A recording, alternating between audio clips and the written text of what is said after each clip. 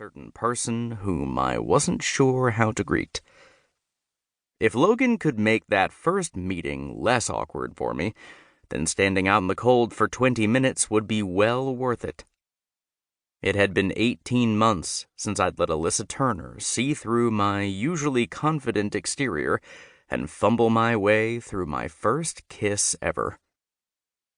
18 months for me to cringe every time I thought about that kiss and how nervous I'd probably seemed to her. 18 months for me to wonder if she'd only let me kiss her because she felt bad saying no to me on my last night in Ridgewater. I hadn't always thought the kiss had gone badly. I'd actually been on cloud 9 for the first few weeks after it.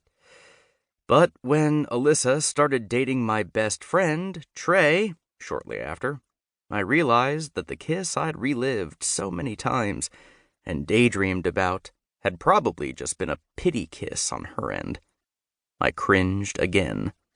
I'd been such a fool to think a last-minute kiss would be a grand, romantic gesture. Oh well. Time had passed, and I'd dated a few girls and kissed several others while we'd lived in Sweetwater.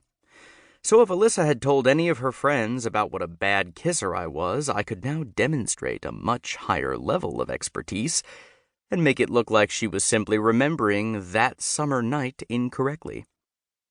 But even though I was much more confident in my abilities to kiss a girl the right way, that didn't mean I wasn't still anxious about seeing Alyssa for the first time. I'd practically bared my soul to her that night by telling her I'd been in love with her since elementary.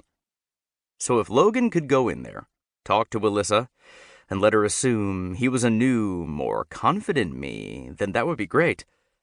Logan had never crushed on her and therefore wouldn't have any sort of reaction that I was worried I might have.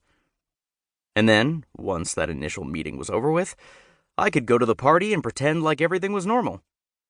We wouldn't have to even address that stupid lapse in judgment, and she could continue dating Trey without feeling bad for me. I was just about to text Logan and tell him I was freezing outside, and that he needed to get his butt out here when a text from him came through on my phone. Logan, I've talked to pretty much everyone at the party. They all bought it. I didn't know how to feel about that. Should I be sad that none of my friends had seen through Logan's disguise? Then an even more disturbing thought came to mind. If no one had noticed anything was off, it meant that even Alyssa hadn't been able to tell the difference between Logan and me. Despite my embarrassing kiss, I had still always felt so seen by her. She had never once been fooled by me and my twin shenanigans. She'd always been able to tell when we were pretending to be the other. I'd always just been Jace Carmichael with Alyssa, not, I'm pretty sure he's Jace, but he could also be Logan. My shoulders drooped with the thought. I guess it made sense, though.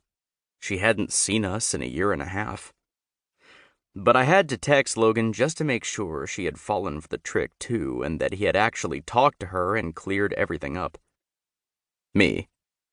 Did Alyssa not pick up on the switch, then? Logan. She isn't at the party. What? A mixture of relief and disappointment passed through me. Me. Why isn't she at the party? It was Trey's party. Why wouldn't Alyssa be at her boyfriend's party? Unless they had broken up.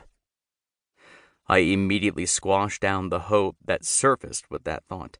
I would not be the guy who waited around for his best friend to break up with his girlfriend just so I could have a second chance at kissing her the right way this time.